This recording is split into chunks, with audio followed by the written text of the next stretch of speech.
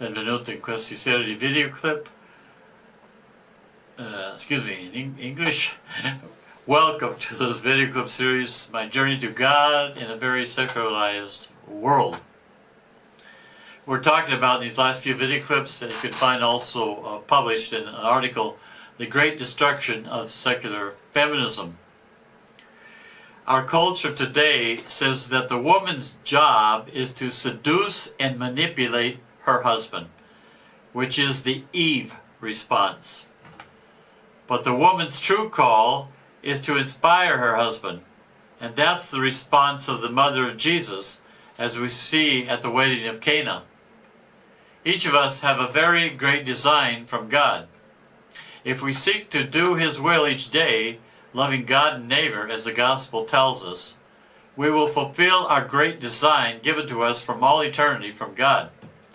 By following God instead of the world, we will find interior peace and joy here on earth and everlasting happiness after death. Talking about the sneakiness of this battle, you know, Father John A. Hardin, Jesuit, he talked about feminism and the language wars of religion. He wrote that the roots of the feminism, as we know, are at variance with Christian principles. It argues from a massive discrimination of women by men and urges women to revolt against men. The most famous proponent of this ideology was Karl Marx and his disciple Nikolai Lenin. They said a revolution depends upon the degree of participation by women. On these terms, women's liberation is simply part of a larger struggle for the eventual creation of a cashless society. If you want to find the references to this and also his in audio of John Hardin, go to the article, The Great Destruction of Secular Feminism. You can find it all there. It's interesting. It's interesting how the sacred scriptures, in very few words, reassume the fundamental cause of the Great Flood. It's written, the sons of God took to wife the daughters of men. We're talking about here in chapter 6, where there was a great flood.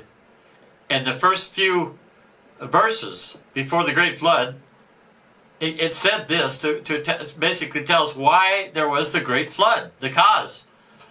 One of the first strategies employed by the new communist regime, inspired by Masonry over about 100 years ago, to begin to destroy America and Europe from within was to smuggle in great quantities of pornography, so that the men of God might take to wife women that were not virtuous but offered carnal pleasures. That is, the women who seduce and manipulate instead of inspiring men toward the true virtues and toward God. Man is drawn to what he loves, whether it be a virtuous woman or a non-virtuous woman. The passage from Genesis, of chapter 6 here, tells us how important it is for men to choose wives that are virtuous, not according to the pornography that we find everywhere today. If we do not heed the warnings of Our Lady, what will come about will be much worse than the Great Flood. This was told to also by Our Lady at Akita, Japan, 1973. And also in the messages to Our Lady to Don't Steps of Gobi. Men who do not pray usually express their dominance with physical force and cunning, whereas the women who do not pray generally manipulate with their tongue and sex. Up until about 100 years ago, Christian society in Europe and in the United States understood both of these dominances. Generally speaking, the sins of women are more hidden than those of men, but not less grave. But today, in our pagan society, only visible sins are considered wrong. What which is enhanced by Masonry so as to put just about all on the blame of men for sexual misconduct, which is more visible than the non-virtuous women who drive away their husbands with their lack of love and deceit and arrogance. When civil order will collapse, most men who are not inspired by virtuous women will become beasts and again dominate the women. Our Lady revealed to Jacinta of Fatima on December 1919 in February up to 1920 when she died. She said to Jacinta, Our Lady, more souls go to hell because of sins of the flesh than for any other reason. And she also said, certain fashions will be introduced which will offend our Lord very much. And Our Lady said this, woe to women wanting in modesty. It is interesting that regarding sins of the flesh, Our Lady did not say woe to men, but woe to women wanting in modesty. Our families and our society no longer have the protection of men of God, who have been given by God the vocation to protect, not only physically, but especially morally and spiritually. We see in war in Western movies women who are grateful for the physical protection of men.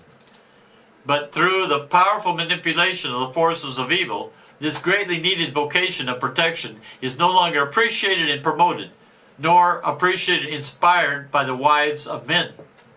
The forces of evil now go quickly forward to their world domination. Freemasonry has worked hard to promote political correctness, which under the guise of equal rights and false prejudice has confused and destroyed the God-given rules of men and of women for healthy families and a healthy society. Freemasonry, guided by its hidden master Satan, knows the power of subconscious suggestion and manipulation by the mainstream media to reverse the God-given rules of men and women and to put the women as the head and point of reference on TV shows, newscasts, and movies. Today is very politically incorrect to point this out and even seen as prejudice and bigotry. And I'm talking about even on Catholic broadcasts. It's secular feminism, even though it's right in the Catholic shows. The newscaster is supposed to question to bring out what he or she wants to bring out. The man, by nature, will bring out possible dangers to the family and the society. Behold the astuteness of the Freemasons. The man is also generally more logical and prone to see the whole picture rather than just the details, as the woman does. Men are portrayed in the mainstream media as stupid or macho men like Rambo or the Terminator, but not as virtuous men to look up to, like Gary Cooper in Noon that he saved the city. Remember that?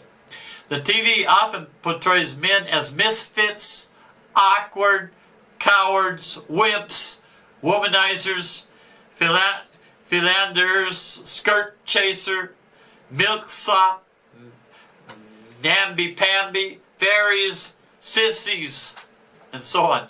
The saints of God are exactly the opposite, ready to give their lives for God, for their neighbor, and for the truth that truly sets us free. Echo the power of the mass media. Women are led to dream about other men, not their husbands, in the soap operas, which is the pornography for women. Many black families have been destroyed by the welfare system in the U.S. by giving black women more welfare money than the black man can earn, while not helping the man to improve his situation so as to be able to support his family.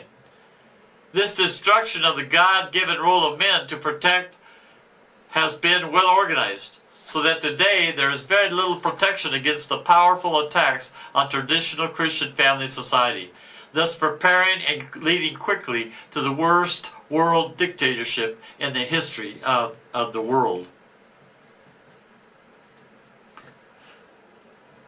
I'll end this video clip here. May God bless you and Mary guide you.